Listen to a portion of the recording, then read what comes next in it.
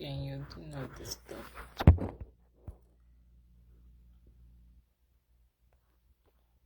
Kò tí ì mọ́ra ni ẹ má bínú o. Ó ti ṣe díẹ̀ la ṣe ṣó.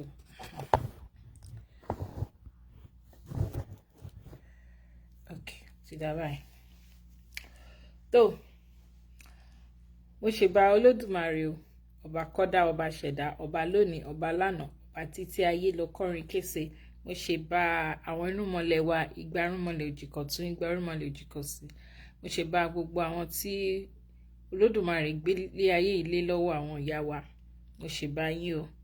Mo ṣe bá bàbá, mo ṣe bá yèyé, mo ṣe bá olúwo, mo ṣe bá ojúgbọ́nà. Mo ṣe bá gbogbo irúnmọlẹ̀, gbogbo òrìṣà pátápátá tó wà nílẹ̀ kóòtù òjire. Mo ṣe bá oyún inú, mo ṣe bá ṣẹ́ẹ̀dí, mo ṣe bá ilẹ̀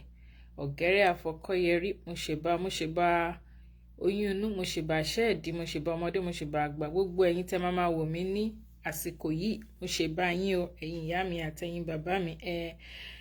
Wọ́n ní àdáṣe ní ihun mọ, ìbà ò gbọ́dọ̀ mú wọn mọ ènìyàn. So èmi ti júbà o, kí ó yẹ mí o, kójú mi ṣe o, láṣẹ àwọn tó nílé ayé. Ẹ káàbọ̀, ó bọ́ sí àìlérò tẹ́lẹ̀, because mo ti ní pé weekend ni mo máa ṣe show ní wíìkì tẹ́lẹ̀, but topic yìí ó ti wà lọ́kàn mi ó tó jọ́ bíi mẹ́ta, so mo ní kí n sáré treat ẹ̀ kí n tó tún gbàgbé. Now èmi ọmọ yín náà ni o, ìpínlẹ̀ ọ̀rọ̀ péjì wa, ìpínlẹ̀ ọ̀rọ̀ kejì, òun náà la ṣe ń lò lọ́wọ́lọ́wọ́ báyìí títí tí Olódùmarè bá fi ní pé kí àwọn Facebook kí wọ́n release ìpínlẹ̀ ọ̀rọ̀ gangan tí wọ́n gbé lọ fún wa. Ẹ jọ̀ọ́ ẹ bá wa follow page eléyìí, kẹ̀dẹ̀ bá wa love, kẹ̀ bá wa like, kẹ̀ bá wa share. Now à ń sọ̀rọ̀ lórí ọ̀rọ̀, a fẹ́ sọ̀rọ̀ lórí ọ̀rọ̀ wípé ṣé ǹjẹ́ ó dáa kí àwa ọmọ kóòtù òjire ká máa lo nǹkan àtọ̀húnrìnwá bí tí a bá fẹ́ kí ilẹ̀ wa kó gbòòrò, tí a bá fẹ́ kí ilẹ̀ wa dá ṣó dá. Alákọ̀ọ́kọ́ mo fẹ́ kọ́kọ́ dúpẹ́ lọ́wọ́ àwọn irúnmọlẹ̀ wa, àwọn tí Olódùmarè tí wọ́n fi ṣe alálẹ̀ fún wa, àwọn tí wọ́n dá ilẹ̀ kóòtù òjire, àwọn tí wọ́n dá, àwọn tó jẹ́ wípé àwọn ni originator ilẹ̀ kóòtù òjire. Mo ṣe bá wọn, mo ti ṣe bá wọn tẹ́lẹ̀, mo tún ṣe bá wọn, mo dúpẹ́ because a lot of things tí àwọn irúnmọlẹ̀ wa ṣe tó jẹ́ wípé most of all these things inú Ifá la ti ń gbọ́. A máa kí Ifá báyìí, a dẹ̀ máa gbọ́ bí àwọn nǹkan míì ṣe form, àti ẹranko àti ẹja, everything, àtàwọn oúnjẹ tá à ń jẹ gbogbo ẹ̀ pátápátá. Ẹ máa kí Ifá báyìí, ẹ dẹ̀ máa gbọ́ bí gbogbo àwọn kinní yẹn bó ṣe ṣe láti ọwọ́ àwọn irúnmọlẹ̀ wa. So àwọn irúnmọlẹ̀ wa wọ́n ti ṣe iṣẹ́ tó jẹ́ iṣẹ́ takuntakun, wọ́n ti ṣe sílẹ̀ fún wa, but àwa la mọ̀ yẹ. Now torí pé à ń polongo ìṣẹ̀ṣe, à ń sọ pé ká má pé polongo anyway, but mi ò mọ irú, because polongo yẹn fẹ́ dàbí pé kéèyàn máa preach or something, but tó bá jẹ́ polongo náà dẹ̀ la máa pé whatever, àwa náà la nìkan wà. Polongo ẹ̀ pé kí àwọn àtọ̀húnrìnwá kí wọ́n wá jẹ àǹfààní ẹ̀. Tá bá ń sọ̀rọ̀ nípa ìṣẹ̀ṣe, tá à ń try láti máa create awareness, láti máa já irọ́ tí àwọn ẹ̀sìn àjòjì tí wọ́n gbé wá fún wa, major ẹ̀sìn àjòjì nílẹ̀ kóòtù òjire. Èmi máa ń sábà fẹ́ wà in the confine of ilẹ̀ kóòtù òjire because mo believe wípé ó pẹ́ ó bóyá o a sì máa wà ní ààyè ara wa, ó pẹ́ ó bóyá o àwa ọmọ kóòtù òjire a sì máa gba gbogbo nǹkan tó jẹ́ tiwa. So èmi ti ń practice ẹlẹ́sìn, so mi ò kí ń fẹ́ refer sí Nàìjíríà. Mo máa ń fẹ́ kí n dúró within the confine of ilẹ̀ kóòtù òjire, torí mo mọ̀ wípé láìpẹ́ láì jìnà ojú ó lè pẹ́ sójú àwa èèyàn níjọ́ kan àgbàlẹ̀ wa kíkọ fi síbẹ̀ because kò sílẹ̀ ibi kankan tá à ń lọ a ti wà lórí ẹ̀ ó kàn jẹ́ wípé àwọn alágbára lọ́sì bá wa lọ́sì gbẹ́sẹ̀ lé ṣó ti yé yín. Now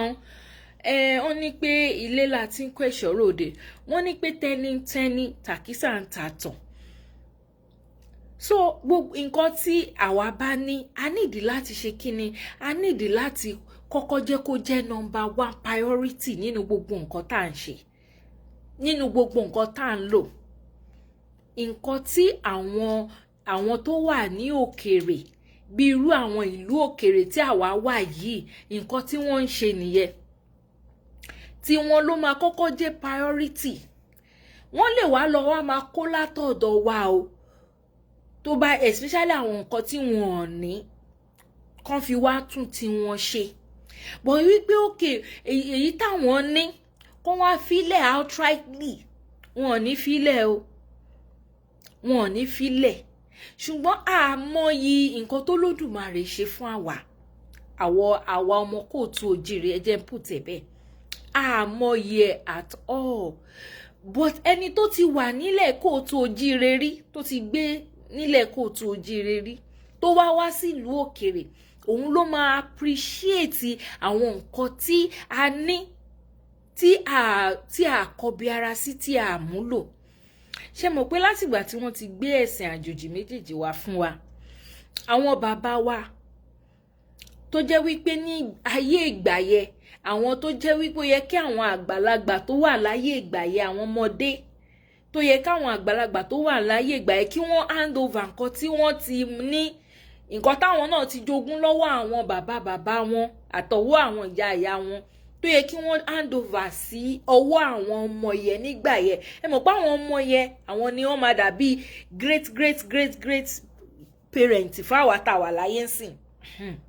because àwọn people yìí their major target was àwọn ọmọ kéékèèké because wọ́n mọ̀ wípé téèyàn bá bẹ̀rẹ̀ sí ní kó nǹkan sí àwọn ọmọ kéékèèké lórí láti kékeré ó wà easy fún ọmọ láti assimilate ó dẹ̀ máa wà difficult láti yọ kíní yẹn kúrò nínú ọpọlọ ọmọ yẹn àfi tó bá jẹ́ wípé Olódùmarè sọ pé no ó ti tó gẹ́gẹ́ bí ó ṣe ń ṣẹlẹ̀ nísìn lẹ́yìn ìgbà tí gbogbo wa àti ń dàgbà àti ń rí bó ṣe rí àti gbogbo àwọn nǹkan tí táwọn fúnra wọn tó ń ṣe màá padà wá síbi bẹ́ẹ̀ gbogbo nǹkan tó ń ṣe tí wọ́n rò wípé àwọn ń ṣe against wa gbogbo nǹkan tó fi ṣe ìtàn lò against wa yẹn nísìn àwa náà ti wá ń lò láti wú gbogbo irọ́ tiwọn jáde one of it òun ni technology tiwọn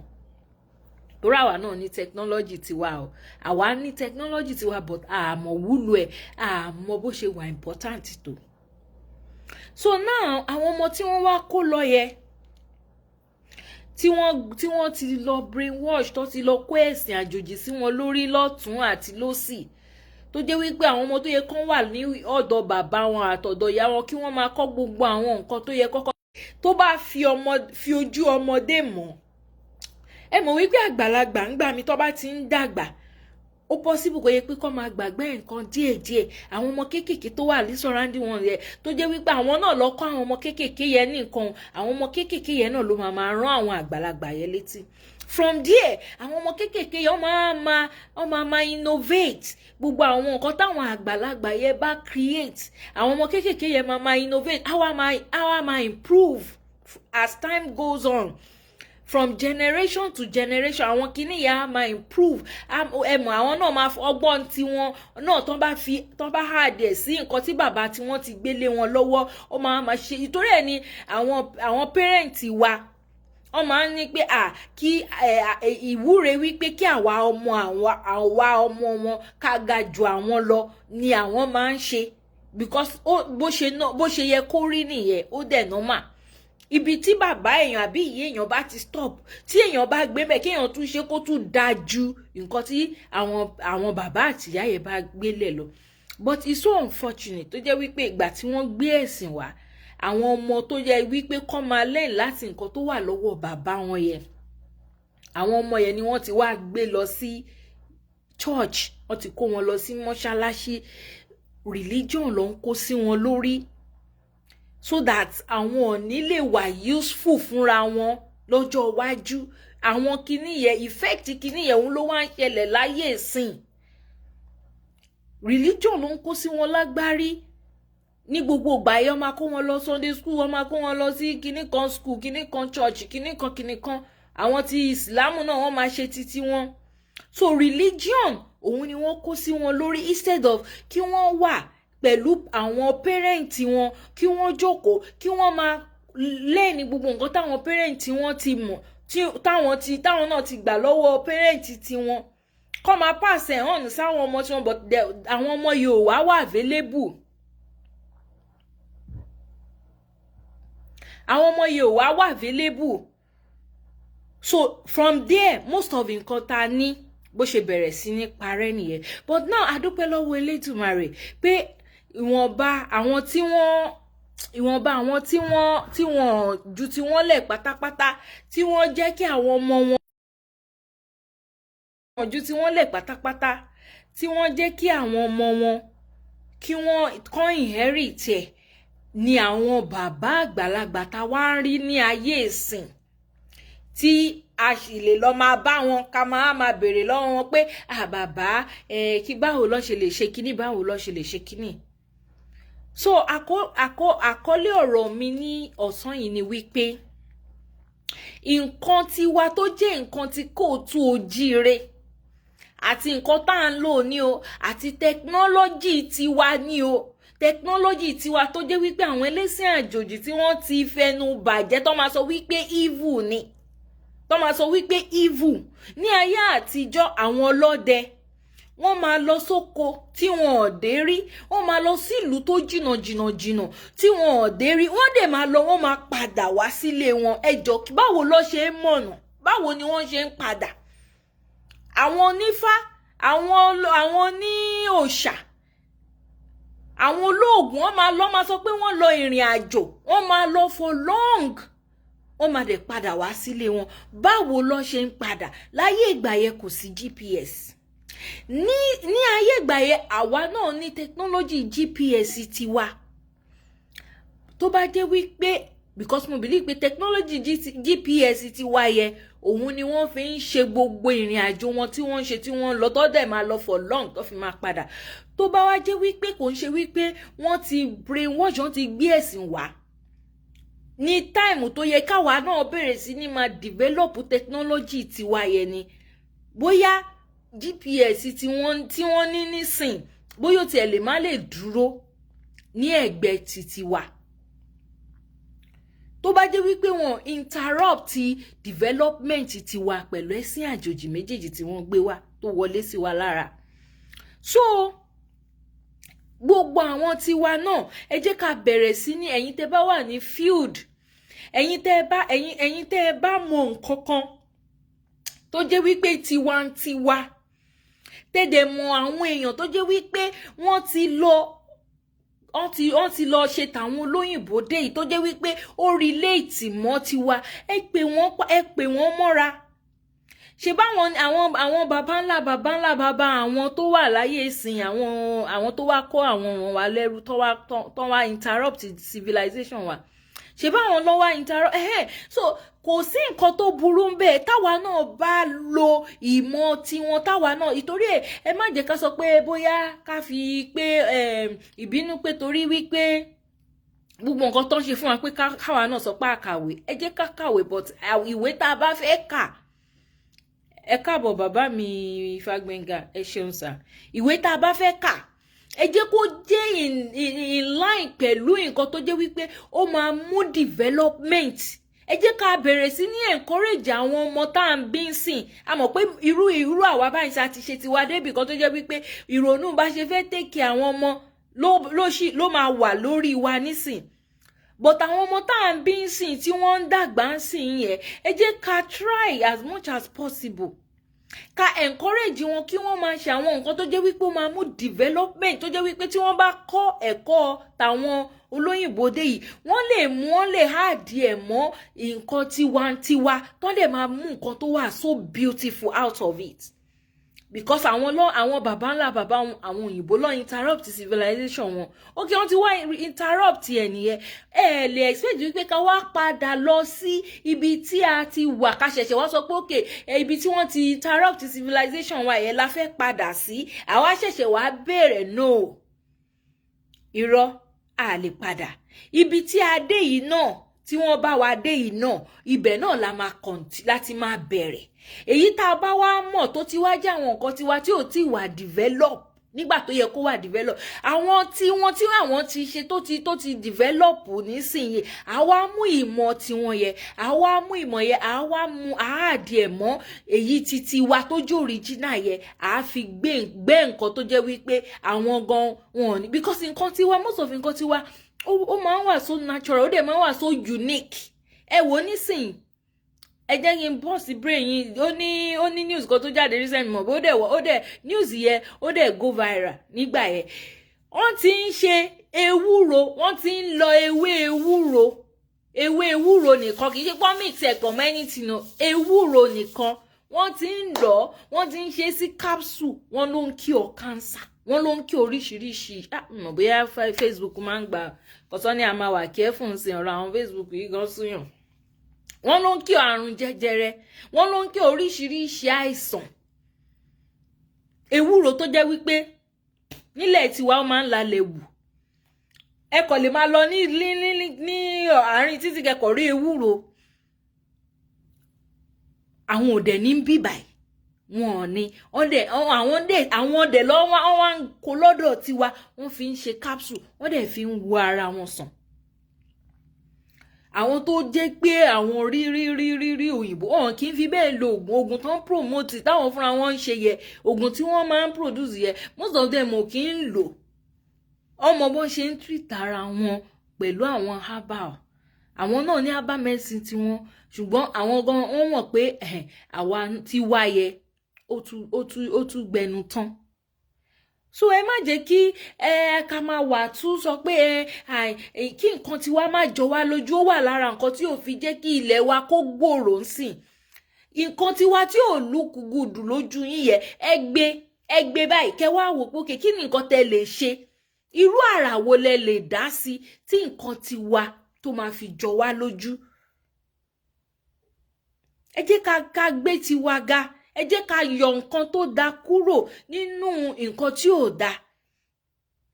Ká kàn máa wà pẹ̀lú mindset ti wípé a kàn lọ ń gbàdúrà, a lọ ń ṣe kinní, any small thing báyìí àdúrà ni, any small thing báyìí wọ́n lọ ń gbàdúrà ni, wọ́n lọ ń gbàwẹ̀ ni. Ẹ jáwọ́ lápọ̀ tí ó yàn, gbogbo àdúrà tó ti ń gbà láti ìjọ ẹ wo bí gbogbo everywhere ṣe rí nílùú wa, ẹ wo bí gbogbo ẹ ṣe rí ráhùnráhùn, ẹ ṣe take a U-turn. Ẹ má gbogbo nǹkan magic miracle tó ń sọ yẹn to me is magic. That is not kò ń ṣe nǹkan tó wà realistic, kò ń ṣe nǹkan tó wà normal. It's not normal. Nǹkan tó fi lè mú Olódùmarè tó fi ṣe pé tóbìnrin bá lóyún kó gbé fún oṣù 9. Kí ló dé tó èèyàn Olódùmarè ò ṣe ní pé kó lóyún báyìí kó dẹ̀ bí ńjọ́ kan kó dẹ̀ dọ́mọ immediately. Tó Olódùmarè bá fẹ́ ṣe ó lè ṣe, ó lágbára ẹ̀, but ó fi yẹ fún wa lé example wípé ilé ayé yìí kò gbà bẹ́ẹ̀. So tẹ́ bá lọ sí church kan yẹn tó ṣe pé èèyàn kan ti yarọ láti kékeré, ọkọ̀ tọ́ọ̀ṣì ọkọ̀ ṣe fù sí lójú, ó dẹ̀ bẹ̀rẹ̀ sí ní rin, ẹ mọ̀ wípé ó gbé yín ní gógó ni.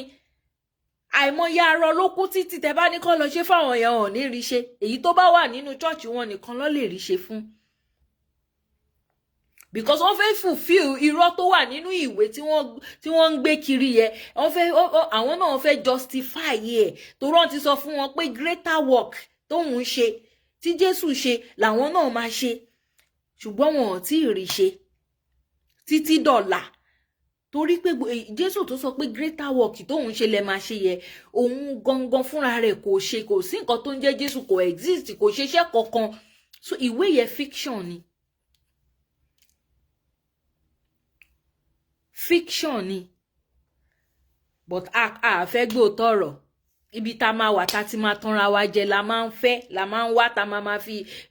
máa fi ọwọ́ ra wa má jẹ́ ń gẹ́ra mi jẹ ọwọ́ ra ara wa lórí irú nǹkan bẹ́ẹ̀ yẹn làwa máa ń fẹ́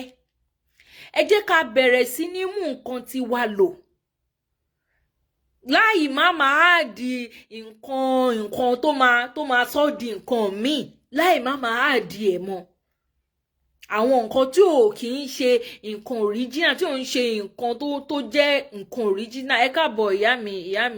ìyá Ṣàngó ẹ káàbọ̀ mà. mo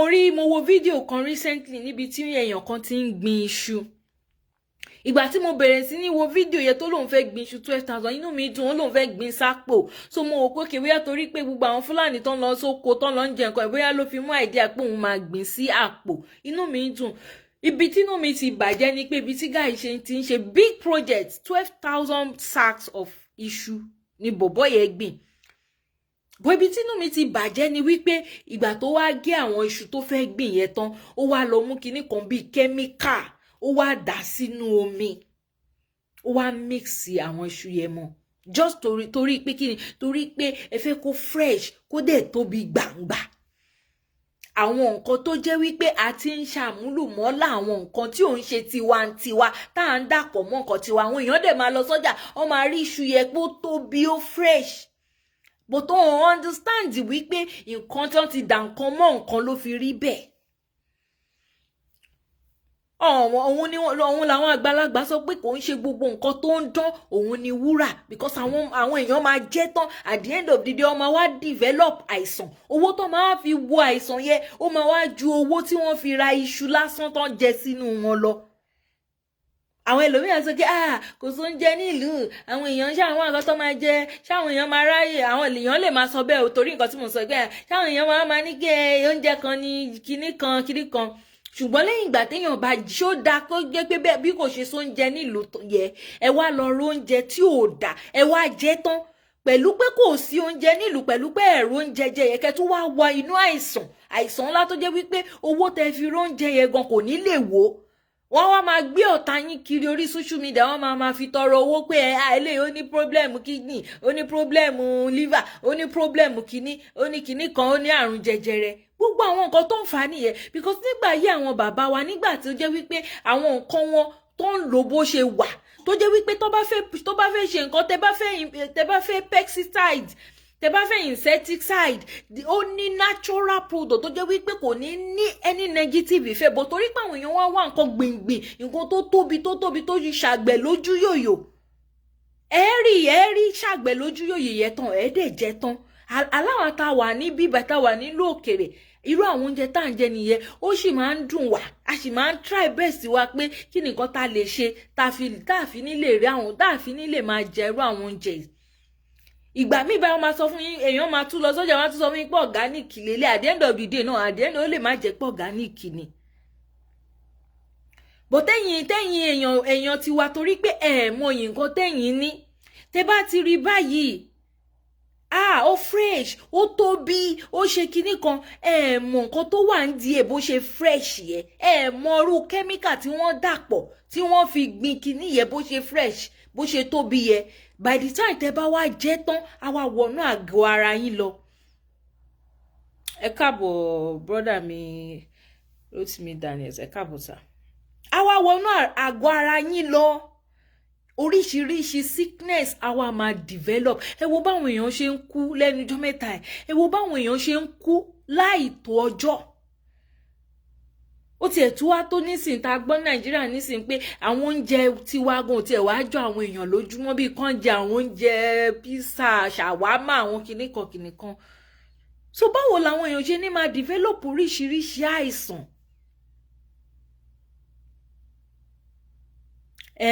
wọ́n ní iṣu Àbújá tóbi ó máa tú ẹnu wọn bí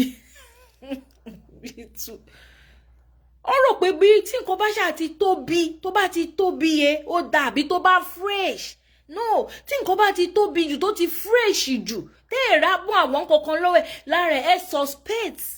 suspect pé ó ti ní bá ó ti kúrò ní natural àní ṣàgbẹ̀ lójú yòyò gbogbo nǹkan tó bá ń dán òun kọ́ ni wúrà especially nǹkan téèyàn bá fẹ́ jẹ sínú. So ẹ jẹ́ ká try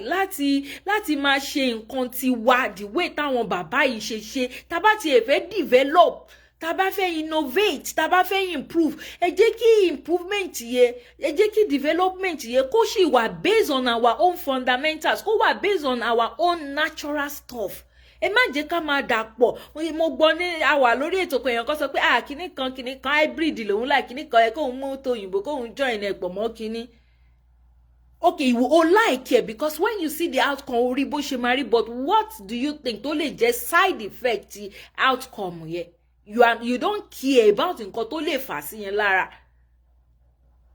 Àwọn oríṣiríṣi sickness tó jẹ́ wípé a kì í gbọ́ tẹ́lẹ̀ nílùú wa ó wá kún bẹ́ẹ̀ tó jẹ́ wípé àwọn èèyàn nǹkan kékeré báyìí ló máa ṣe wọn kẹ́ tó mọ̀ ọ́ ti kú ẹ mọ̀ wípé nǹkan kan ti ń accumulate sínú àgọ́ ara wọn tó ti ń accumulate lọ́jọ́ ti pẹ́ tó bá máa trigger lẹ́ẹ̀kan báyìí pé nǹkan kékeré báyìí ló máa ṣe èèyàn yẹn báyìí ẹ sọ pé ó ti kú. And àwọn èèyàn wa yìí náà wọn ò ní jẹ nǹkan tí wọn ò ní fi lo oògùn tiwa o wọn ò ní lo oògùn titiwa. Ibi tẹ́tí máa mọ̀ pé oògùn titiwa ó wà very unique and I were very blessed nílẹ̀ Kóòtù Òjìrè but àmọ́ nǹkan tẹ́lẹ̀dùmarè ṣe fún wa. Àwọn inú oúnjẹ wa lògùn wa wà. Nínú oúnjẹ wa òun lògùn wa wà nínú àwọn nǹkan tá à ń mu ni ògùn wa wà. Àwọn ìyá yẹn láyé àtijọ́ yẹn ẹ lè délé wọn kẹ má rí kòkò àgbo kì í ṣe pé bóyá ọmọ wọn ń sick àbí nǹkankan sí but àgbo yẹ èmi sí mo gbé pẹ̀lú grandma mi at least for a whole 1 year mo gbé straight 1 year tí mo gbé pẹ̀lú grandma mi ní abúlé. Ẹ lè ṣe kẹ má rí kòkò àgbo àwọn kìíní yẹn kì í dé ṣe wípé bóyá èèyàn sick o tẹ bá ti jẹun tó bá wọn ti bù fún yín òun lẹ máa fi ṣomi because wọ́n fi ń boost immune system yín di àìsàn ní so that tí àìsàn yẹn bá dé ó máa lè fight ẹ lẹ́sẹ̀kẹsẹ̀ before you know ẹ kàn ní ara mi ń ṣe bákan tó bá máa fi dijọ́ kejì báyìí ara yín ti wà okay padà. So ẹ jẹ́ ká máa lo nǹkan tiwa ká dẹ̀ máa ronú bá ṣe fẹ́ improve nǹkan bí irú èmi sìn ẹ jẹ́ fún yín l'example bí irú èèyàn kan ó wá criticize bàbá wa kan ní dárúkọ bàbá wa yẹn ó wá gbé fídíò bàbá wa yẹn jáde ó ní bàbá wa yẹn pé wọ́n ní pé ká máa gbé nǹkan tiwa ga pé bí irú tá bá fẹ́ ṣe birthday ká máa ṣe èkuru ká fi èkuru ṣe bí cake ká fi ṣe èkuru lọ́pẹ́ ní àbí kíni tó máa ń dàbí àádùn wọ́n ní ká fi àádùn ṣe bí cake nǹkan kan ṣáà sọ pé a lot of things a lè fi ṣe cake. So mo wá mọ̀ ẹni tó criticize omi wá mọ̀ bóyá birthday tí bàbá wa yẹn ti ṣe tẹ́lẹ̀ kí akúkú máa ṣe oúnjẹ àádùn wa ni ẹ jẹ́ mo fẹ́ ka comment kí akúkú máa ṣe oúnjẹ ara rẹ̀ kí kálukú máa ṣe oúnjẹ ara rẹ̀ kàn yé máa jẹun kiri wọ́n yé máa jẹran tí wọ́n fi bẹ́ẹ̀ ni ìyá mi ẹran tí wọ́n fi panadol can you imagine kí wọ́n máa fi panadol kó máa fi paracetamol kó máa fi bọ ẹran táwọn èèyàn máa jẹ can you imagine.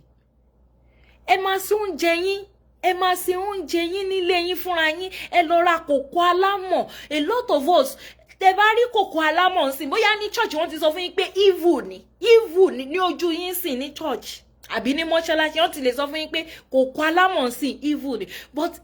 if àwọn pọ́ọ̀tì tí àwọn alálẹ̀ tiwa tí wọ́n invent nìyẹn the best táwa lè ṣe ni wípé ká improve lórí ẹ̀ ká modernize ẹ̀ gbogbo àwọn pọ́ọ̀tì tí gbogbo yín lọ sí kíní kan non-stick aluminium gbogbo kíní yẹn gbogbo ẹ̀ pátá tẹ́ bá mọ nǹkan tó ń jáde nínú ẹ̀ tó ń bọ́ sínú oúnjẹ yín ẹ ní jẹun mọ́ pẹ̀lú àwọn pọ́ọ̀tì yẹn tẹ́ bá mọ nǹkan tó yẹ pé bẹ́ẹ̀ ṣe ń lò tẹ́ fi ń ṣe oúnjẹ yín ló ń wọnú oúnjẹ yín ẹ ní lo àwọn nǹkan tẹ́ fi ń dáná yẹn ẹ ní lò mọ́ tẹ́ ẹ bá ra kòkó alámọ̀ tẹ́ fi ń ṣe oúnjẹ yín fúnra yín kò sórí ibùmbẹ̀ tó bá jẹ́ wípé èmi mẹ́wàá mo ní access sí kòkó alámọ̀ kòkó àmọ̀ ni màá ma àbí kòkó irin ṣákí ẹ̀yà ṣògbé èmi ò mọ̀ pa kòkó irin ṣákí ẹ̀ because àwọn kan sọ fún mi náà pé aluminium products ti wà lára nǹkan tí wọ́n fi ń ṣe yẹn náà sí but I don't know how true about it but ṣe rí àwọn kòkó alámọ̀ yẹn they are natural stuff ni wọ́n fi mọ wọ́n natural stuff ni wọ́n fi ṣe wọ́n but gbogbo àwọn oríṣiríṣi pot ẹ̀ non-stick náà kìíní kan tí àwọn èèyàn ń lò yẹn tí máa rí lórí Facebook táwọn èèyàn bá ń ṣe àwọn tó máa ń ṣe cooking channel tó máa ń ṣe tó máa lo gbogbo rọ́bà tó máa fi ro rọ́bà tó máa bínú fóònù mi jábọ̀ tó máa lo rọ́bà tó máa fi rọ́bà tó máa fi máa ro nǹkan lórí iná tó máa ṣe kinní kan àwọn bàbá wa tí wọ́n invent ọmọ orogun pẹ̀lú igi tí wọ́n invent àwọn ṣíbí bí igi wọ́n mọ nǹkan tí wọ́n ń ṣe but ẹ̀yin ò mọ̀ ó ti di ṣàgbẹ̀ lójú yòyè ó ti look good ó ti look fine ẹ̀yin ò ní jókòó kẹ́ ronú bẹ́ẹ̀ ṣe máa jẹ́ kí èyí tẹ̀yin ni bẹ́ẹ̀ ṣe máa ṣe kó look good kó look fine. Ó ní lady girl kan tí mo rí lórí Facebook lady let me call her a lady because she's an adult tó máa ń mọ paul tó máa ń mọ oríṣiríṣi àwọn verse oríṣiríṣi àwọn kinní yẹn tí mo dìdí follow lady yẹn anytime tí lady yẹn bá ti ń ṣe kinní yẹn mo admire kò sí nǹkan tí ò lè fi amọ̀ produce kò sí nǹkan tí lady yẹn tí ò lè fi amọ̀ produce as a matter of fact I am thinking of sponsoring people àwọn tí wọ́n bá mọ̀ wípé wọ́n fẹ́ kọ́ irú iṣẹ́ yẹn màá fi kíní yẹn ṣe ṣòun jọkan àwọn tó mọ̀ wípé wọ́n fẹ́ kọ́ irú iṣẹ́ yẹn mo máa volunteer láti rán wọn lọ́kọ́ lọ́dọ̀ lady yẹn. That lady has developed nǹkan alámọ̀ débi wípé tó bá fi produce àwọn nǹkan fún yín tán báyìí kò sí àrà tí ò lè fi amọ̀ produce lórí Facebook yìí ni.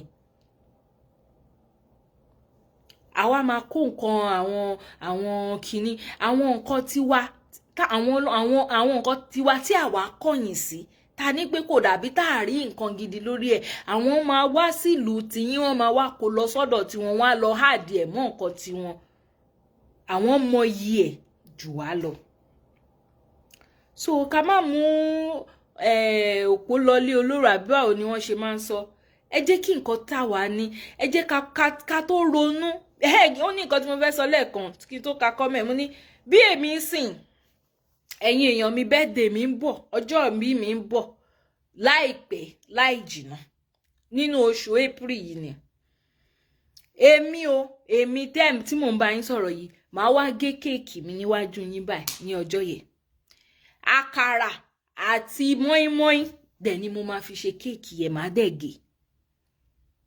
mo máa fi ya fọ́tò àkàrà mo rí lórí Facebook náà recently tán ní bọ̀bọ́ kan pé kò ní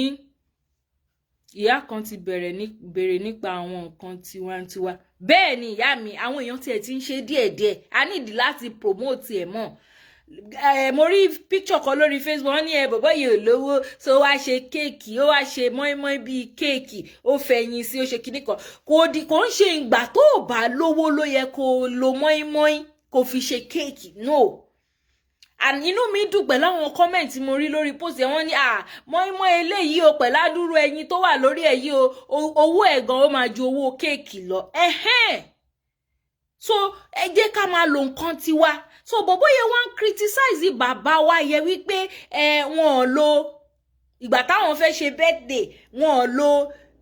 àádùn tí wọ́n ní pé káwọn èèyàn máa lò bóyá old birthday picture wọn ló lọ gbé wá bóyá recent one ni o èmi ò mọ̀ but èmi sọ fún yín wípé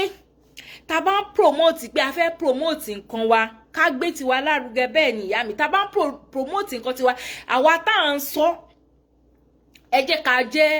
ká jẹ́ good example ẹ jẹ́ ká síwájú so èmi ń fi àsìkò yìí sọ fún yín èmi bẹ́ẹ̀ mi ṣe wáyé mi ò ń jẹ kéèkì mi ò ń jẹ kéèkì mi ẹ lè rí mi sì kí n lọ síta kí sọ pé mo fẹ́ lọ ra kéèkì Ọlọ́run má jẹ́ tí má lọ sí party àbẹ́yàn ń ṣe nǹkan tó bá mi ò ń jẹ because èmi mọ̀ nǹkan tó jẹ́ tó máa ṣe láàgọ́ ara mi ní bá ń jẹ so birthday tèmi tí mo tó ń bọ̀ yìí based on nǹkan tí mo sọ ìkélédùmarè jẹ́ ń rí ṣe pẹ̀lú àwọn instrument tí mo ní lọ́wọ́ nínú ilé yìí níjọ́ birthday mi mọ́ínmọ́ín ni màá ṣe, màá wá fi àkàrà decorate ẹ̀. Àkàrà ni ó máa jẹ́ icing. Mọ́ínmọ́ín gangan ló máa jẹ́ the main cake. A wá fi àkàrà yẹn a fi decorate orí ẹ̀. Bá dẹ̀ ṣe máa ṣe nìyẹn. Ṣebí àkàrà òyìnbó lẹ máa ń pè ti cake. Àkàrà tiwantiwa, òun ni tiwa. Òun ni màá fi ṣe birthday mi. So àwa tá bá ń sọ̀rọ̀ nípa bá ṣe lè gbé tiwa lárugẹ, ẹ jẹ́ káwa náà jẹ́ kíni, ẹ jẹ́ ká jẹ́ good example. Ẹ jẹ́ ká bẹ̀rẹ̀. Tí bá ṣe níjọ́ yẹn, kódà kó má come out dáadáa. A lè rẹ́ lómi tó máa rí báyìí, tí ọpọlọ ẹ máa tún ṣiṣẹ́ tó máa wò pé tóun bá ṣe báyìí, tóun bá ṣe báyìí, tóun bá ṣe báyìí, ó máa come out báyìí. Tó dẹ̀ jẹ́ wípé tó bá bẹ̀rẹ̀ sí ní ṣe tó gbé sórí social, before you know it, people will start doing it. Ó ti di tiwantiwa nìyẹn, kẹ́ tó mọ àwọn èèyàn níra kéèkì mọ́. Because ẹ bá mọ nǹkan tí ṣúgà tó ń rọ́ sínú kéèkì tó ń ṣe lágọ̀ọ́ ara. Tẹ́ ẹ bá mọ̀, ẹ ní jẹ mọ́ láyé yín. But a lot of people, bó ṣe máa dùn lẹ́nu, òun ni wọ́n wà after. Ká tó ronú wípé a fẹ́ lo nǹkan ará òkèèrè, ká tó rò. Èmi tí mo ń bá yín sọ̀rọ̀ yóò bá mi wí o. Ìtorí ẹ̀ mo ṣe sọ pé èmi náà máa bẹ̀rẹ̀. Ká tó rò wípé òkè nǹkan ará òkèèrè. Yàtọ̀ sí wípé tá bá wà nílé òkèèrè. Ẹ má ṣì mí gbọ́ o, tá bá wà nílé òkèèrè. Tá bá wà nílé òkèèrè, or tá bá wà ní ibi kan tó jẹ́ wípé òkè oníbó ṣe ń bẹ̀. Kò sí nǹkan tó burú láti comply. Bí irú òkè ó depend lórí iṣẹ́, because wọ́n ti bà gbogbo nǹkan jẹ́, wọ́n ti bàjẹ́. Tá bá fẹ́ túnṣe kò ń ṣe automatic. A máa túnṣe díẹ̀díẹ̀ pẹ̀lú ọpọlọ, pẹ̀lú ọgbọ́n ni. Ó ní guy kan tí mo máa tó máa always wá sórí show wa ní orí Clubhouse ní TNTR. Ọmọ ṣe Cameroon ni guy ẹ̀. Ya Ṣàngó ẹ máa mọ guy ẹ̀. Tó ní pé iṣẹ́ ọ́fíìsì ló ń ṣe. Ó ní bó tóun bá ń lọ bí iṣẹ́, ó ní top òun bá àwọn àǹkárá tiwọn, òun ló máa fi rán. Ó ní wọ́n dẹ̀ tí mo ní tóun bá lọ sí any interview, wọ́n ti mọ̀ òun pé ibẹ̀. So irú nǹkan bẹ́ẹ̀ kẹ́ fi at least tó bá tiẹ̀ jẹ́ pé ibi tó jẹ́ wípé wọ́n ti ní pé báyìí lẹ gbọ́dọ̀ máa múra, ẹ gbọ́dọ̀ máa múra bẹ́ẹ̀. Ẹ fi touch nǹkan ti yín náà, ẹ fi sí. Then ẹ̀yin tó wá dé wípé ẹ wà independent, any choice. Tó jẹ́ wípé ìwọ ló ní business yẹ. Yes ma, ẹ káàbọ̀ ma mi Òmìnira Ọmọdúà. Ẹ káàbọ̀ ma. Ìwọ tó jẹ́ wípé ìwọ ló ní business yẹ. Èmi máa ní company ara mi sìn. Kò síbi tí mi ò bá wà nílé àgbáyé, kò bá jẹ́ America, kò bá tó bá jẹ́ mi ni mo ní company ara mi tí wọ́n sọ fún wa pé dandan ẹ gbọ́dọ̀ ṣe dress báyìí. Native ni màá máa wọ̀ lọ́bẹ̀. Aṣọ tiwantiwa ni màá máa wọ̀ lọ́bẹ̀. Mo ti understand nǹkan tẹ́ fẹ́ kọ màmá, mo mọ̀ pé ṣe mistake ni. Yes ma, ó ti yé mi ma. Aṣọ tiwantiwa, ẹ jẹ́ ká gbé ká ambos pé tá bá wà nílẹ̀ wa, tá tún wá jọ̀gá iṣẹ́ ara wa. Ẹ jẹ́ ká máa mọ̀ nǹkan tiwa, ẹ jẹ́ ká máa gbé nǹkan tiwa lárugẹ. Tẹ́lẹ̀tẹ́lẹ̀, èmi ń sìn mi ò mọ̀ pé kì í ṣàṣòkè nìkan ni a ní. Mi ì mọ̀ pa náwọn nǹkan mi, àwọn oríṣiríṣi texture. Bẹ́ẹ̀ ni, ní Nàìjíríà, yeah, because gbàtẹ́mi náà wà Nàìjíríà níjọ́ Friday báyìí. Everybody máa kó sí kíní ni. But ká má máa ṣe ní pé Friday nìkan, tá bá ní opportunity ẹ̀. Tá bá ní opportunity ẹ̀, ká máa ṣe ní gbogbo ìgbà. Because nǹkan táwọn tó wà lókèrè ńbí tí wọ́n ń ṣe nìyẹn tí ìlú wọn fi ń gbòòrò. Nǹkan tí wọ́n ló máa come first. Nǹkan tí wọ́n ní first. Wọ́n ò ní tó ń bá ti ní alternative, tí wọ́n bá ní ọ̀nà míì tí wọ́n fẹ́ gbé gbà. Tó bá máa lo ti yín yẹ gan sef. Ẹ káàbọ̀ bàbá mi Ọlákúnlé Lima. Tó bá wá máa lo ti yín yẹ, the way tó máa ṣe wá modernize yẹ, tó máa ṣe bá yín pòpọ̀, wọ́n máa wá ṣe tó máa fi dàbí tiwọn. Tó jẹ́ wípé tẹ́ ẹ bá lọ́pọlọpọ ẹ máa rò pé àwọn gan ló ní. Tẹ́ ẹ bá dìgì dìpù lẹ tó máa mọ̀ pé kì í ṣe àwọn people yìí ló ní kíní yìí o. So kí ló wá dé? Kí ló ṣe wá? Kí ni kíní kan fi ṣorí tí kan ò fi ṣorí? Kí ló dé ta ṣe ń look down ara wa pé a lè ṣe àwọn nǹkan kan? Ẹ jẹ́ ká lo àwọn ìmọ̀ tá ti gain lára wọn. gẹ́gẹ́ bí mo ṣe sọ tẹ́lẹ̀ àwọn ni wọ́n wá bà civilization wa jẹ́, àwọn ni wọ́n dá gbogbo ẹ̀rú fún wa. Tó bá jẹ́ wípé wọ́n fi wá sílẹ̀ bá ṣe ń bọ̀, wọ́n fi wá sílẹ̀, wọ́n wá interrupt, wọ́n kàn fi wá lẹ̀ à ń grow bẹ́ẹ̀, ó possible gan káwa ti jù wọ́n lọ. Bẹ́ẹ̀ ni, torí nǹkan tẹ́lẹ̀dùmarè fún wa nílẹ̀ wa, nǹkan tí Olódùmarè fún wa nílẹ̀ wa, àmọ́ yìí ẹ̀ rárá. Shetirinsin, Mama ni during Obasanjo redeem, he said that Yoruba civil servants should be wearing traditional dress and civil servants are still wearing till then. Shetiri, but àwọn ẹlòmíì báyìí, wọ́n bá ti di kàkà di kúkú báyìí irọ́ ni. Ẹ jẹ́ kí tiwa jọ wá lójú. Ẹ jẹ́ ká gbé tiwa ga, ẹ káàbọ̀ bàbá mi Daniel bá mi ṣayé. Ẹ jẹ́ ká gbé tiwa ga, ẹ jẹ́ ká jókòó ká máa wo tiwa báyìí, ká máa wo bá ṣe lè improve, bá ṣe lè innovate, bá ṣe lè ṣe nǹkan sí tó fi máa look good, tó fi máa wà modernize, tó fi jẹ́ wípé ojú wo ní máa wọ tẹniẹlẹ. Tá bá rí tẹniẹlẹ́ni tó dáa, ẹ jẹ́ káwa náà ronú bí a ṣe máa ṣe tiwa tó máa tún fi dájú tiwọn lọ. Kì í ṣe pé a máa wá mú tiwa, a máa jù sẹ́gbẹ̀ẹ́ kan. Àwa ní pé tàwọn ẹni ẹlẹ́ni yẹn la fẹ́ lọ máa gbé. Àwa ní tàwọn tẹ́ bá ti ju tiyín sẹ́gbẹ̀ẹ́ kan, kò sí bí tiyín yẹn ṣe máa develop.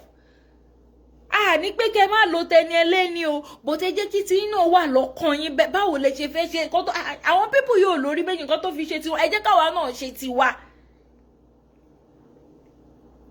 Ẹ má jẹ́ kí kakọ every time tá bá ti jókòó kó jẹ́ pọ̀rọ̀ miracle la máa lò. No, Elédùmarè ò fún wa ní brain yìí lásán, kò fún, it's not for fun, it's not for bẹ́ẹ̀ ni, ó ní mò ń sọ pé mi ò tẹ́lẹ̀ mi mọ̀ pé aṣọ òkè nìkan kọ́ la ní, mo rò pé aṣọ òkè nìkan la ní tẹ́lẹ̀ èmi ò mọ̀ pé a ní àwọn aṣọ míì tó yàtọ̀ sí aṣọ òkè. Ṣé wá rí raw material tó fi ń ṣaṣọ òkè, raw material tó fi ń ṣàdìrẹ, tó fi ń ṣe gbogbo àwọn oríṣiríṣi aṣọ wa yẹn, a lè bring it to the next level. A lè jókòó, a lè wo pé kí ni nǹkan ta tún lè ṣe sí tó fi lè mú kó tún look different, tó jẹ́ wípé kó máa kúrò ní level bí táwọn bàbá yìí hand over sí fún wa. A mọ̀ wípé àwọn tó wà ní fashion industry, àwọn tí ń try sí, wọ́n try gan kàtẹ̀ má parọ́, because tí ń fi aṣọ òkè gbẹ́ oríṣiríṣi nǹkan tó ti yàtọ̀ sí ìró àti bùbá, which is nice. So but àwọn tó ń produce aṣọ òkè yẹn, àwọn tó wà ní line yẹn tó jẹ́ wípé wọ́n manufacture aṣọ òkè wa yẹn, tó jẹ́ wípé wọ́n ń ṣe láti àwọn bàbá wa ló bẹ̀rẹ̀ ẹ̀ náà. Bẹ́ẹ̀ ni, our brain is not just for believing, àkọlé máa believe. Let's sit down. Bí irú èmi ń sìn,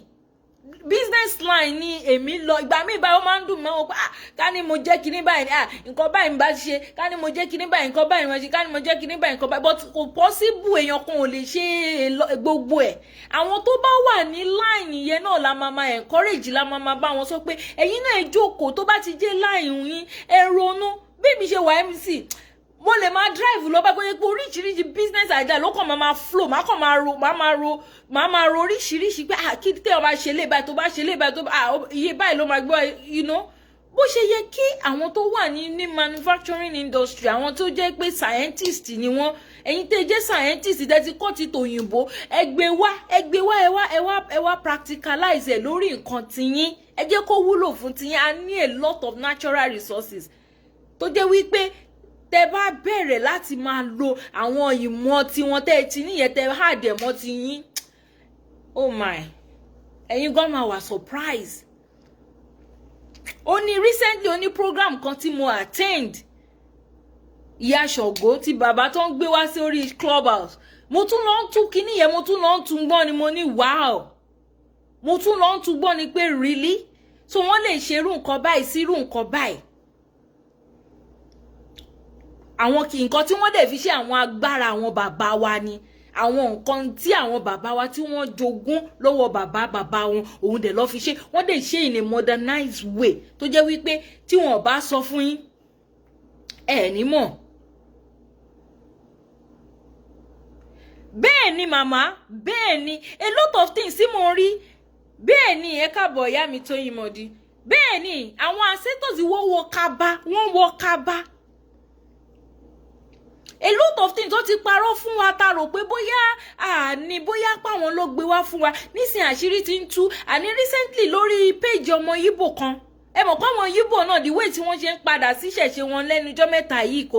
ń ṣe play o so ọmọ Yíbò yóò wá lọ gbé old picture kan tó yẹ pé picture Ọlọ́run ló mọ ibi tó ti lọ gbé wá jáde ó wá gbé jáde ó wá béèrè lọ́wọ́ àwọn èèyàn pé ìyá yẹn wá rorò ó wá béèrè lọ́wọ́ láwọn èèyàn pé kí lorúkọ ìró yìí àwọn wọn bá bẹ̀rẹ̀ sí ní sọ orúkọ àwọn èèyàn wá wà amazed torí pé wọ́n mọ̀ pé picture yẹn ti ó dọ́wọ́ pé so àwa la ní kíní àwa là ń ṣe kíní táwọn rò pé bóyá import ẹ̀ wá ni ìgbà tó jẹ́ wípé nǹkan tiwa tó bá ti mú báyìí tó bá ti mú lọ sí China máa bẹ̀rẹ̀ sí ní wọ́n máa bá wọn bá reproduce ẹ̀ wọ́n wá máa import ẹ̀ wá fún àárò pé bóyá àwa kọ́ la ní bóyá àwọn China lọ ní tí wọ́n yẹ kedere kò lè dàbí original tiwa kò dẹ̀ lè jẹ́ natural bíi tiwa mọ̀ nǹkan tó pòpọ̀ tí wọ́n fi ṣe tiwọn ṣe tún gbọ́ màámi tún ní they wore skirt and blouse with heart really èmi ò mẹ́lẹ̀ màmá tẹ́lẹ̀ o mi ò mọ tí o máa ṣe pẹ́ sọ sí mo ṣèmí ṣẹ̀mú eléyìí sí ni èmi rò pé wọ́n gbé skirt and blouse wá fún wa ni o ṣe ti rí báyìí ẹ káàbọ̀ olówó Èkó Báṣọ̀run Gáà ẹ má jẹ́ káwọn pípù yìí ẹ má jẹ́ kí wọ́n rò pé bóyá kọ́kọ́ ẹ jẹ́ káwa náà béèrè ká béèrè díẹ̀ ni àwọn náà lọ sọ wọ́n ní Rome is not built in a day ìjọ kan náà kọ́ la máa débẹ̀ because nǹkan tó ti bàjẹ́ látọdún gbọ́rùn ó ti bà kíní jẹ́ tipẹ́tipẹ́ wọ́n ti kó religion sáwọn èèyàn lórí àwọn èèyàn ń ronú nǹkan míì mọ́ tó bá fẹ́ yàgbẹ́ religion tó bá fẹ́ tọ̀ religion ní ẹ̀sìn àjòjì ẹ̀sìn ẹlẹ́sìn kò ní nǹkan ojú ti la ọ bàbá mi ẹ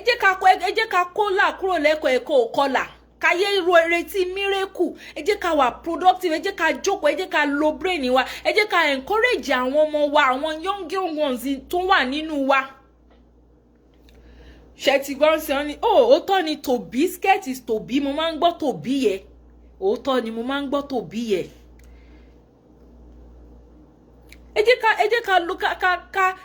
ká jẹ́ káwọn ìyá Àbẹ̀ní used to wear hats bẹ́ẹ̀ ni màmá bẹ́ẹ̀ ni in fact ó ní picture kan tẹ máa ń gbé ó dà pé òun náà ní DP yín ẹ wo gèlè tẹ gbé sí orí DP yín yẹn àwọn ẹlòmíín sì hàn nímọ̀ pé gèlè yẹn ti wà láti ayé jọ̀hún òun ni wọ́n wá modernize wọ́n wá ń wé lóríṣiríṣi ways nísìn so ẹ má jẹ́ ká dúró lórí fashion aspect of nǹkan wa nìkan ẹ jẹ́ ká go deep ká lọ into technology ẹ jẹ́ ká ṣe research pé okay àwọn bàbá tí wọ́n máa ń lọ sí ní àjò for a very long time tó dẹ̀ máa lọ tó máa padà sílé wọn tó máa mọ̀nà kí ni wọ́n lò báwo ló ṣe ń ṣe wọ́n á ti sọ fún kan nínú àwọn ọmọ wọn díẹ̀ tó bá ti pass ẹ̀ down ẹ̀yin tẹ́ wà into technology ẹ tap into it ẹ mú ti tàwọn tẹ àwọn tara bí ẹ háàdì ẹ̀ pọ̀ Yẹrí Ṣàngó wá wọn ìyá wa náà ṣẹ́tírí so we had a lot of things tó jẹ́ wípé àmọ́ páwa la níta rò pé bóyá àwọn pípù yìí lọ mú wá fún wa bẹ́ẹ̀ ni o bàbá mi Báṣọ̀run Gáà àmàdé bẹ́ẹ̀ àdẹ̀níyé sọ because wọn ò fẹ́ ká sọ mọ́ ni ẹ wá lọ máa wọ àtáyà àwọn alátáyà ẹ rò pé aṣọ ẹ̀sìn lẹ́ ń wọ̀ ẹ lọ máa wọ jàlùbábà ẹ lọ máa wọ àlìkímbà ẹ lọ máa wọ jàlámíà ẹ lọ máa wọ kí ló ń pè yí dúdú táwọn obìnrin wọn yẹn máa ń wọ ẹ sọ pé aṣọ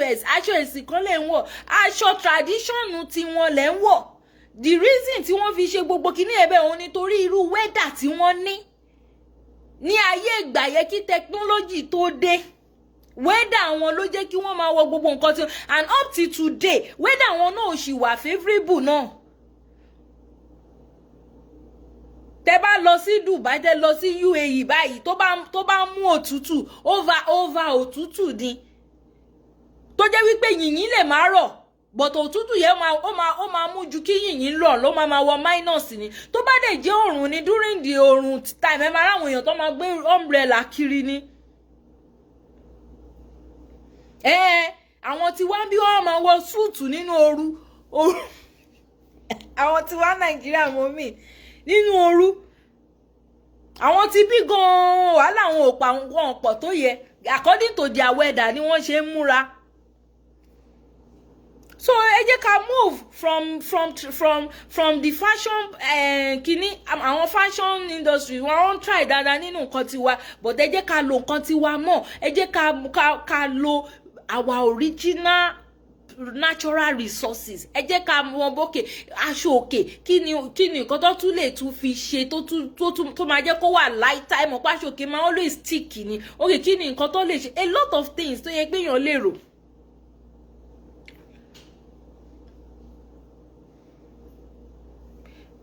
Bẹ́ẹ̀ ni o àwọn tí ẹ̀ ń travel tẹ́ lọ ń wo tẹ́ lọ ń travel lọ máa bọ òkúta wọn bẹ̀ yẹn. Àwọn gangan most of them tó ń gbé nínú ìlú yẹn wọn ò lọ máa lọ wo òkúta tiwọn, wọn ò lọ máa lọ bẹ̀. Àwọn tó ní ò ní lọ bẹ̀. Ìjọ́ tí mo wo fídíò kan tí àwọn èèyàn tiwa tí wọ́n lọ sí Jerusalem tí wọ́n lọ ń ṣe bọ́n ṣe ń ṣe mọ́ bọ́n ṣe máa ń ṣe náà, àwọn òyìnbó tó ń fi bọ́ọ̀sì gbé wọn tẹ́ bá rí bọ́n ṣe ń wò wọ́n pé àwọn MFM làwọn eléyìí o, àwọn eléyìí á ti gbá wọn, wọ́n kàn wò wọ́n bẹ́ẹ̀ tẹ́ bá rí countenance àwọn òyìnbó àwọn ará Israel yẹn ẹ ti máa understand wípé àwọn bí wọ́n pé ẹ ṣàṣe bẹ́ẹ̀ ṣe máa ṣe ká kó yín lọ padà. Bẹ́ẹ̀ nínú àwọn èèyàn tí wọ́n ń dùn pa wọn lọ sí Jerusalem. Most of ẹ̀yin tẹ̀dẹ̀ lọ sí Jerusalem yìí kiriyó ni yín. Kiriyó kan náà yìí òun dẹ̀ làwọn Israel àwọn tó ní tẹ́ ń lọ sílùú wọn tẹ́ lọ sí Jerusalem yẹn wọ́n wà against wọn. Wọ́n bá ní kiriyó ní ìlú ibi tẹ́yìn tí lọ ń ṣe Jerusalem tẹ́lọ kẹ́ bá lè mọ̀ kán fi yín make owó. Ẹ̀yin tẹ́ pera yín ní Kristẹni tẹ́ ń lọ sí ìlú àwọn Júù tẹ́ lọ ń ṣe Jerusalem tẹ́lẹ̀ ń lọ Jerusalem Kristẹni yẹn wọ́n bá dẹ̀ nílùú tiwọn. So ẹ̀yin ò wá jókòó rí kẹ́wọ́ pé òkè tá bá pera wá ní Christian tá ń lọ sí Jerusalem ìlú àwọn Júù tí àwọn Júù ò dẹ̀ fẹ́ fojú rí because àwọn ẹlòmíì inú wa gan wọn mọ̀ pé Júù yàtọ̀ sí àwọn Christian táwọn Júù ò dẹ̀ fẹ́ fojú rí àwọn Christian sójú. So kí lẹ lọ ń bọ ní Júù? Ó mì pé ṣé Ọlọ́run àwọn Júù lẹ lọ ń bọ bí kò yé mi because àwọn ò believe in Jésù, wọn ò rán Jésù. Ṣùgbọ́n understand wípé gbogbo kinní yẹn wọ́n ṣe bá yín package ẹ̀ ni. Ìkan ti wò pé kí làwọn lè fi ṣe táwọn lè fi make owó lù wọn. Wọ́n bẹ̀rẹ̀ sí ní bá yín package ẹ̀ bó ṣe kọ sínú ìwé tọkọ. Wọ́n wá bá yín ṣe so that ẹ lè wá síbẹ̀, ẹ lè wá máa wò ó pé ẹ wá wò pé àtẹ́bá ti wá wò ẹ wá lọ kà nínú ìwé tó gbé wá fún yín. Ẹ mọ̀ wípé wọ́n ti already gbogbo nǹkan tó wà nínú ìwé yẹn ó ṣíwájú nǹkan tẹ́yin lọ wò. Jerusalem tó wà nínú ìwé gbogbo nǹkan tẹ́ lọ ń wò tẹ́ lọ ń ṣe tourism ni ìyá mi tí wọ́n láwọn lọ sí kìíní Jerusalem àwọn lọ sí ilé Olúwa àbí kí làwọn ń pè. Ìwé tí wọ́n kọ fún yín ó exist before ibi tẹ́ ń lọ gbogbo àwọn kìíní tẹ́ lọ ń wò yẹ gbogbo àwọn ibùjẹ ẹran àwọn ní àwọn ibùjẹ ẹran omi kìíní kan omi Jordan omi kìíní kan àṣà lọ wọ́n máa deceive ara wọn. Àwọn tiwa tó jẹ́jẹ́ wípé ó bá ilẹ̀ wa ṣẹ̀ ni àwọn oríṣiríṣi òkè ní orí gbogbo àwọn ìlú wa tó bá ṣẹ̀. Bẹ́ẹ̀ ni a lot of them mọ̀ tó bá sọ wọn pé Israel as a country pé ó ṣe establish ẹ̀ ní 1948 ni a lot of them will not, they don't know because they don't make research. Nǹkan tí pastor wọn bá ti sọ fún wọn òun ni wọ́n máa gbà. And most of our pastor yìí tó jẹ́ leaders wọn most of them they know the truth but torí pé kí ni wọ́n fẹ́ bá wọn ṣe wọ́n fẹ́ fi wọ́n máa jẹun wọ́n fẹ́ máa fi wọ́n jẹun òun ni wọn ò ṣe ní sòótọ́ ọ̀rọ̀ fún wọn. Ìkan ni wọ́n ní wọ́n mú nísìn níbo ló ti mú náà tán ló jí 150,000 àbí 150 something thousand euro. Ara pastor redeem dẹ̀ ni ó wà lórí page mi mo ti bá brother Rotimi Daniels mo ti bá wọn share. Ẹ jẹ́ má fàágùn torí mo tiẹ̀ ti fẹ́ máa jáde kí inspiration yìí tó wá mo ní kí n sáré drop ẹ̀ kí n tó máa lọ. ẹ jẹ́ àgbà tiwa mú, ẹ jẹ́ àgbé tiwa lárugẹ. Ìyá kan ni mo rí tó ń ṣe ìlẹ̀kẹ̀ nínú pọ́ọ̀tì kékeré báyìí, tó ń ṣe ìlẹ̀kẹ̀ tó ń rọra ṣe. Irú ìyá yẹn ń ṣe anybody tó bá fẹ́ lẹ́ni ìlẹ̀kẹ̀ tó lọ bá, tó jókòó tó observe ìyá yẹn tó wo bó ṣe ń ṣe. Ìwọ máa wá lọ jókòó nínú ilé ẹ̀ wá ronú pé okay, kí ni nǹkan tí ìwọ lè ṣe títí tí ẹ máa fi wà tó fi máa wà much easier ju ti ìyá yìí lọ, tó tún máa fi wà much in a modernized way ju ti ìyá yìí lọ, tó fi lè ṣe in a big scale ju ti ìyá yìí lọ. Torí bí pọ́ọ̀tì kékeré kan báyìí ni ìyá yẹn ló ti ń ro kíní yẹn tó fi mú lánú báyìí ní pé so bó ṣe ń ṣe lẹ̀kẹ̀ ní. bẹ́ẹ̀ ni tá a bá gbé tiwa lárugẹ kò sẹ́nibọ̀dì tó máa bá wa gbé lárugẹ. Bàbá mi Kọ́lápọ̀ ẹ káàbọ̀ sà, mo rí ẹ káàbọ̀ sà. Tá a bá ti gbé lárugẹ a kàn máa depend lórí tiwọn ni. ẹ rí nísìn ní Nàìjíríà nínú the same contraction Nàìjíríà yẹn ni o, tó jẹ́ wípé wọ́n lẹ̀ wá pọ̀ tá a kì í ṣe kan náà o. ẹ rí nísìn pé torí gbogbo nǹkan tó ń ṣẹlẹ̀ ordinary àwọn tó wá láti north wọ́n ń threatening wípé wọn ò ní fún yín lóúnjẹ mọ́. ìyẹn lásán kó yẹ kọ́kọ́lọ́ a lot of people kò ṣí. wọ́n ti ń threatening yín pé àwọn ò ní fún yín lóúnjẹ mọ́ èhó ilẹ̀ Yorùbá.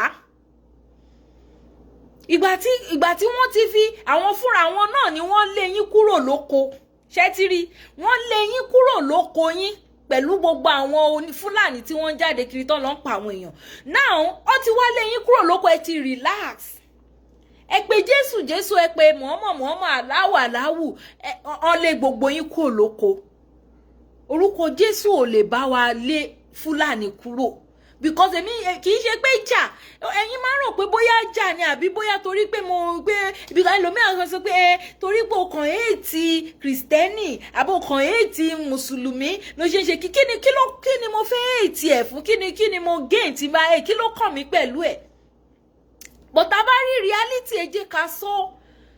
ṣé èyàn ò ń jókòó kí n wo òyìnbó ní àwọn òyìnbó lọ́sọ̀ ó ní pé it is insane for you to be doing same thing same way and you are expecting different results. tó bá ti ṣe nǹkan tó ń ṣe the same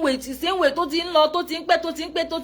tó ò rí result wàá jókòó wàá ṣe nǹkan tó ń pè ní evaluation wàá wò pé òkè kí ló dé báyìí mo ti ń ṣe láti òkè jẹ́ kí n tún gbégbá báyìí bóyá ó tún máa ṣiṣẹ́. kì í ṣe pé wọ́n máa wá sọ fún ẹ pé àbákú ni kíní kan wàá wá bá bọ̀ á máa ṣe lọ ẹ máa kú ẹ ní rí yàtọ̀ ńbẹ̀ wàá kàn continue máa kú wàá ṣe títí tó máa fi kú no wàá wá ọ̀nà míì. òkè wọ́n ní orúkọ Jésù yìí ó ń gbàlà ó ń wòsàn ó ń ṣẹ́gun ó ń ṣe gbá òkè àti gbàdúrà kàkà kí Nàìjíríà da ó ń bàjẹ́ sí ni. àwọn Fúlàní wọ́n ń wo ko wa wọ́n ń pa àwọn èèyàn. ṣé Jésù ò rí ni àwọn agbánipa wọ́n wọnú chọ́ọ̀chì inú chọ́ọ̀chì tó ti ń pe Jésù fúnra rẹ̀ kó tiẹ̀ jẹ́ wípé Jésù ò lè ṣiṣẹ́ nínú oko ká ní Jésù ò sí nínú oko bọ̀ tó ṣàwà nínú church ṣó yẹ kí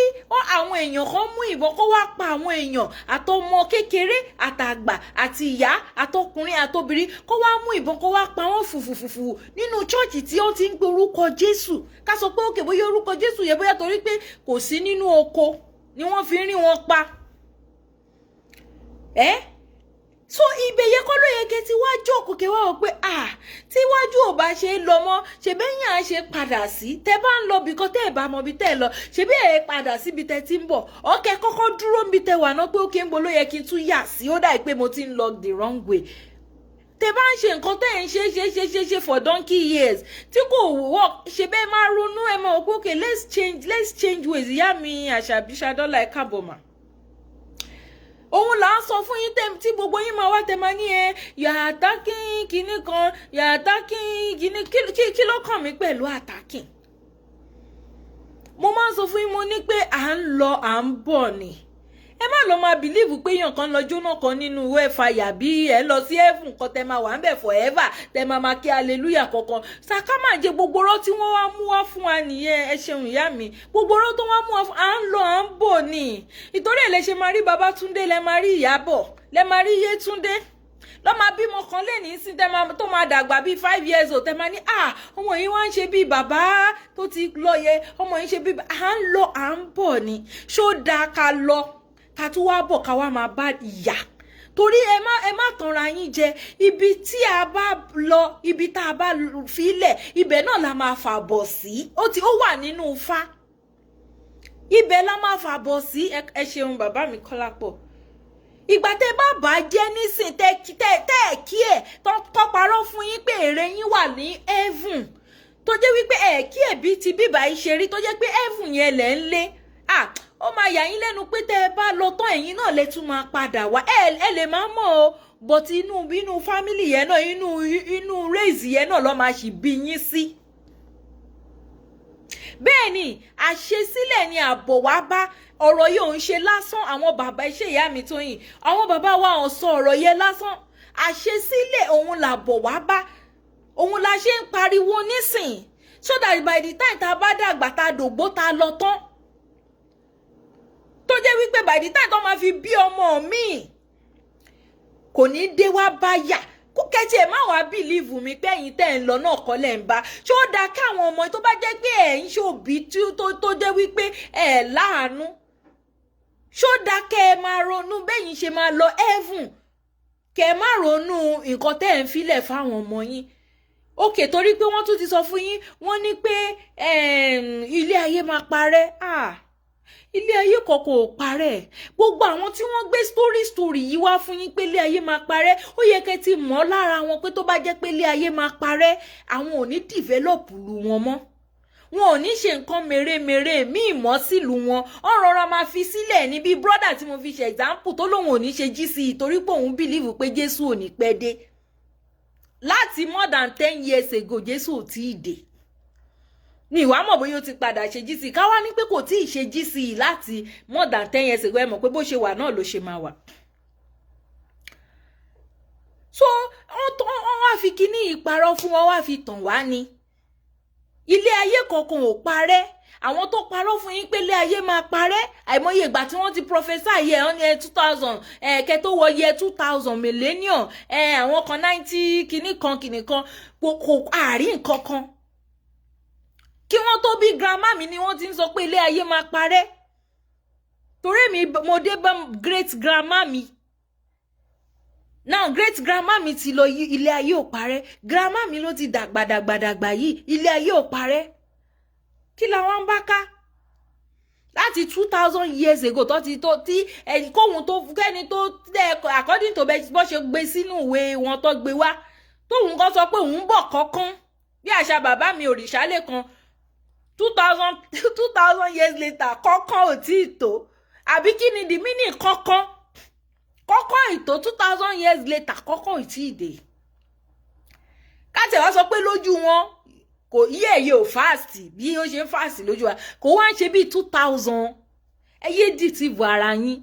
Ilé ayé kankan ò parẹ́, kò sí heaven kankan tẹ́ ń lọ, kò sí fire kankan tẹ́ ń lọ. Gbogbo iṣẹ́ ọwọ́ yín tẹ́ bá ṣe, ibi tẹ́ wà náà lẹ́ ti jèrè ẹ̀. Tẹ́ bá jẹ́ tán tẹ́ bá tún padà wá, ẹ jèrè ẹ̀ gẹ́gẹ́ bí mo ṣe máa ń sọ. Ìtorí ẹlẹ́lòmíì ṣe máa ní mi ò bá tọmọ ní kejì jẹ́, mi ò ní kọ́ tọmọ lọ́mọ má dáa. Kí ló dé tí gbogbo ẹ̀ wá ń rí báyìí fún? O mọ̀ bóyá ilé ayé tó kọ́kọ́ wá ló ti da, ó ti ṣe nǹkan tí ò da. Ó wá padà wá ń ṣe, ó wá ń jẹ̀yẹ̀, ó wá mọ̀ wá sọ pé ó bá tọmọ lọ́mọ la kejì jẹ́.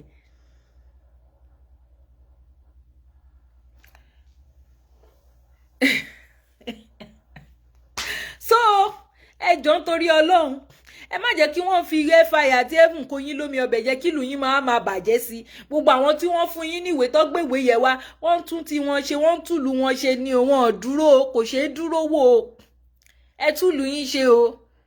ẹ túlù yín ṣe, ẹ tú nǹkan tí yín ṣe, gbé nǹkan tí yín lárugẹ o. Ẹ má máa wò pé nǹkan yín evil o. Gbogbo nǹkan táwọn baba ńlá wa tó fi sílẹ̀ ló ṣe rẹ́gí lára wa. Àwọn nǹkan wọn ò kí ní side effect o.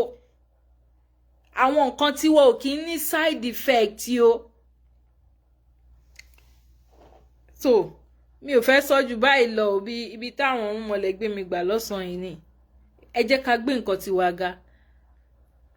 Ká tó ronú pa tí ẹ fẹ́ lọ ti ìlú òyìnbó. Ẹ jẹ́ ká kọ́kọ́ wò pé okay, ṣáwa náà ní kíní yìí ni, ṣáà ní. Ṣé àwa náà ní? No matter how small, ẹ jẹ́ ká kọ́kọ́ bẹ̀rẹ̀ ní ibi pẹlẹbẹ. láti mọ̀lẹ̀ jẹ káàtẹ̀ ní pé òkè nísìn outrightly a lè sọ pé òkè afẹ́ fi nǹkan wọn lè gbìn òkè àgbà èmi gan accept ṣùgbọ́n ẹ jẹ́ ká bẹ̀rẹ̀ sí ní develop tiwa yẹn náà díẹ̀díẹ̀ ẹ jẹ́ ká bẹ̀rẹ̀ sí ní develop tiwa díẹ̀díẹ̀ tẹ bá rí tiwọn tẹ rí pé ó fẹ́ jọ tiwa àbí nǹkan tẹ́ ń lò kẹwò pé kíní mò ń lò kíní nǹkan òyìnbó ni tí mò ń lò nǹkan ará òkè ni tí mò ń lò ṣáwa náà ní ṣá ẹ béèrè ẹ máa lò àní kẹ má lò ìtẹ ra o àbẹ ìtẹ tún fẹ́ ra àní òkè ṣáwa náà ní òkè tá bá ní kí ni nǹkan tá lè ṣe sí tiwa náà tó fi ẹ fi máa dájú eléyìí lọ tó fi máa ṣe wù jù eléyìí lọ bọ́tẹ́ bá mú tiyín tẹ jùnù sẹ́gbẹ́ kan tẹ wá sọ pé torí pé ẹ ń sọ pé kò dáa torí pé wọ́n ti sọ fún yín nínú bíbélì pé evil ni ẹ káàbọ̀ bàbá mi Adésínà tẹ wá sọ pé evil ni tẹ kàn jù sẹ́gbẹ́ kan tẹ wá lọ ń lo tiwọn lọ ṣe rí dì mọ́ tẹ ṣe ń lo tiwọn yẹn ẹ ń bá wọn pawọ́ àwọn máa improve lórí tí wọ́n máa develop because the more táwọn ṣe ń produce tí wọ́n ṣe ń ṣe ni innovation oríṣiríṣi máa wá sí wọn lórí náà fi máa improve tiwọn ẹ̀yin tẹ́ gbé tiyín kalẹ̀ tiyín tẹ́ gbé kalẹ̀ yóò máa wà ń bẹ̀ forever kò ní develop kò ní ṣe anything bí tó bá tó tẹ́ gbé sílẹ̀ sí ẹ òun náà ló máa wà so kí ló wá dé báwo la ṣe fẹ́ grow ìjọ tó bá wá bínú tó láwọn ò fún wa mọ́ bí àwọn ará north bó ṣe bínú páwọn ò ní gbóúnjẹ wá fún wa ní south ní west mọ́ ìjọ tó bá ti wá bínú páwọn ò fún yín mọ́ ẹ wá wà stranded nítorí pé kí ni ẹ ti abandon tiyín nítorí pé ẹ lò tiyín nítorí pé tiyín wọ́n ti bá yín sọ pé evil ni ẹ jẹ́ ká jára wa àwọn nǹkan wa tán pè ní evil yẹn wọ́n ti wá ń kó wọ́n ti wá ń fi enhance tí wọ́n ń bì mi ní sọ jù bẹ́ẹ̀ lọ lọ́sàn-án ẹ ṣé o ẹ̀yin ìyá mi àti ẹ̀yin bàbá mi tí ẹ join wa ní ọwọ́ ọ̀sán yìí ẹ dákun ẹ bá wa sí ẹ̀sọ́ yìí ẹ sì bá wa follow new page wa àbí profile lélẹ̀ profile page títí tí wọ́n máa fi bá wa ju ìpìnlẹ̀ ọ̀rọ̀ sílẹ̀ ìpìnlẹ̀ ọ̀rọ̀ èkejì lélẹ̀ ẹ ṣé àdúpẹ́ o àwa la máa wá ẹ̀yin la máa bá ẹ̀yin lẹ máa wá àwa lẹ máa bá o láṣẹ Ifá láṣẹ Elédùmarè ìṣẹ̀ṣe ò ní bàjẹ́ o ilẹ̀ kóòtù òjìrè ò ní parun o láṣẹ Elédùmarè o níwòyí 20 years time níwòyí 30 years time táwọn kan bá ń wo fídíò yìí èmi mọ̀ pé nínú ìwúre àti ìdàkejì wọ́n máa fún mi but èmi wà sure pé ìwúre ni wọ́n máa fún mi because gbogbo nǹkan tá à ń sọ nísìn tí àwọn olójú kòkòrò torí owó torí nǹkan tó fẹ́ jẹ sìn àwọn tí wọ́n ń ronú pa àwọn ọmọ tiwọn tó jẹ́ wípé ipa tiwọn àwọn bàbá tó máa sọ wípé kọ́mọ tó jogún àwọn máa jọgbọ̀n tí wọ́n ronú pé táwọn bá lọ àwọn sì ń padà bọ̀ tó jẹ́ wípé ẹ̀sìn àjòjì ti brainwash orí wọn understand wípé bá ṣe ń lọ la ṣe ń bọ̀ kò sọ̀rọ̀ wípé heaven àbí fire kan bì kan tó jẹ́ wípé torí owó tó fẹ́ jẹ sìn kò lè jẹ́ kí wọ́n sọ òótọ́ níwòyí 20 years níwòyí 30 years time mo mọ̀ pé àwọn kan máa wo fídíò yìí wọ́n máa sọ pé ẹni ìdẹ̀ sọ but ìwúre tèmi ni wípé Elédùmarè ò ní jẹ́ kó jẹ́ fún wa Elédùmarè máa jẹ́ wípé ká máa sọ pé Elédùmarè ò ṣe adúpẹ́ o pàtì ẹ̀ ṣe o adúpẹ́ pàwa náà gbìyànjú ń gbà yẹ o adúpẹ́ pé bẹ́ẹ̀ ni òwọ̀n bílíkì ni wọ́n òwọ̀n bíà Elédùmarè á wọlá títí irú àwa báyìí àti tẹ̀yin ìyá mi àti bàbá mi tẹ́ ń wò mí báyìí tá à ń ronú bílẹ̀ wá ṣe máa gbòòrò tá à ní máa jẹ́ pé àkàn ń depend nǹkan tá à ń depend lé lórí tó dẹ̀ jẹ́ pé most of àwọn kìíní á ní but torí pé àwọn ò develop ẹ̀ torí pé gbogbo èyí táwa ní a kà sí evil la ṣe ń rely 100% lórí àwọn tẹni ẹlẹ́ni.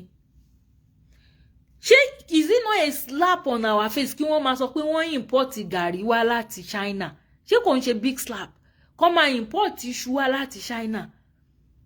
ṣé kò ń ṣe disgrace. ẹ má jẹ́ n continue Olódùmarè á ṣàánú wa ẹ ṣé mo dúpẹ́ o ẹ jọ̀ọ́ ẹ bá wa share show yìí sí gbogbo gúrùpù tẹ́ bá wà a tún máa rí yín lọ́jọ́ mi ẹ ṣeun ẹ ní nice day o ire o.